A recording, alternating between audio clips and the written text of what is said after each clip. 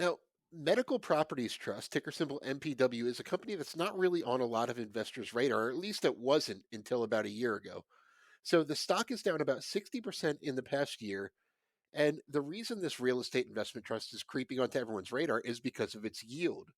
It has a dividend yield that's pushing 15% right now.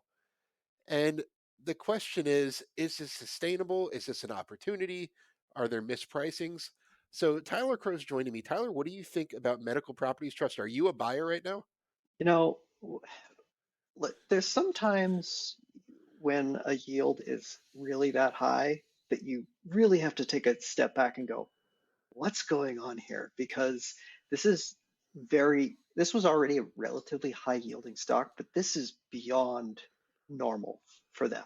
And so you really have to start questioning whether or not they can, if something's wrong. And that's kind of the initial thing I started looking at is, well, what could be wrong here? And you go through some of the basic numbers and nothing looks that out of sorts. But one of the reasons that it has sold off so much as of late and getting a lot of pressure is there's been a lot of short reports coming out on the company specifically.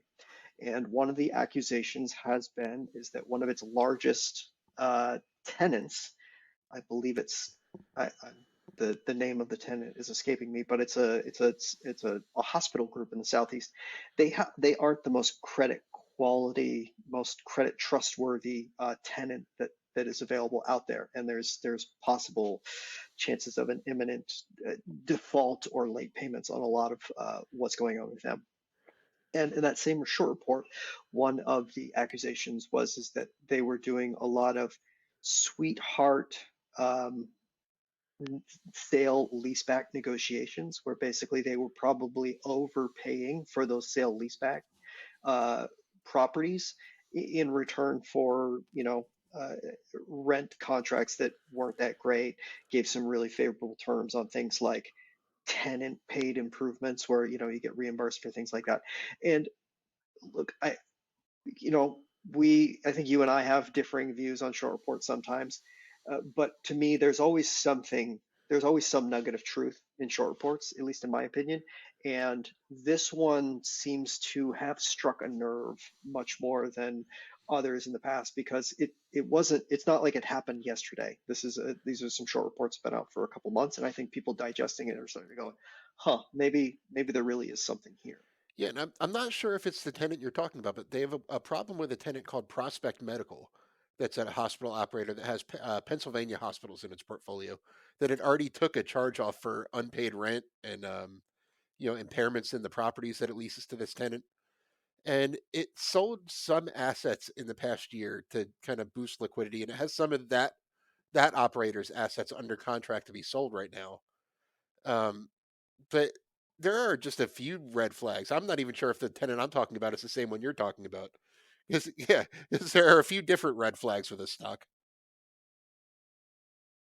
Yeah, I'm sorry, I'm trying to look it up at the same time here, but the one that you're talking about specifically isn't the one I'm talking about. The one I was looking for was Stewart Healthcare. I believe they're Alabama based, and they're one of their largest tenants. I think it's like 26% of total revenue in the fourth quarter. So, when a tenant that large really starts having shaky financials, that can really change things in a hurry. Yeah, and it so the $1 million question is that dividend safe?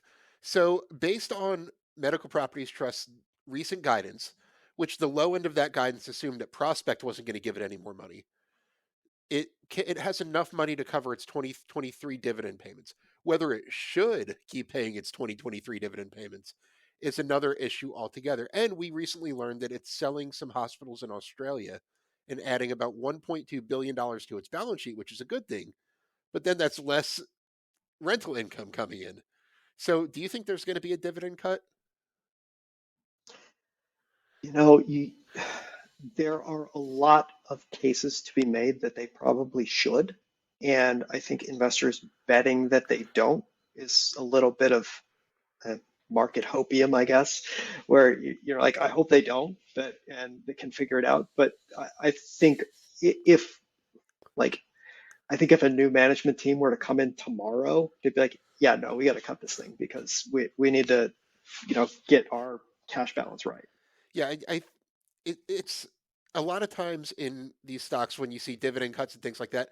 Yes, no investor wants that, but a lot of times it is in the best interest of the company. We saw that a lot during the early days of the COVID pandemic, for example.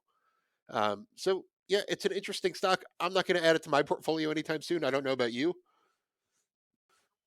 Nope. but it doesn't seem like it's in danger of bankruptcy or anything like that. The question is just that dividend's probably not sustainable, and the 60% haircut in the stock price is probably justified. Once again, thank you so much for joining me. Be sure to click subscribe if you don't subscribe to my channel already. And as always, this video is sponsored by the Motley Fool. Be sure to visit www.fool.com/Frankel to receive the top 10 best stocks to buy now.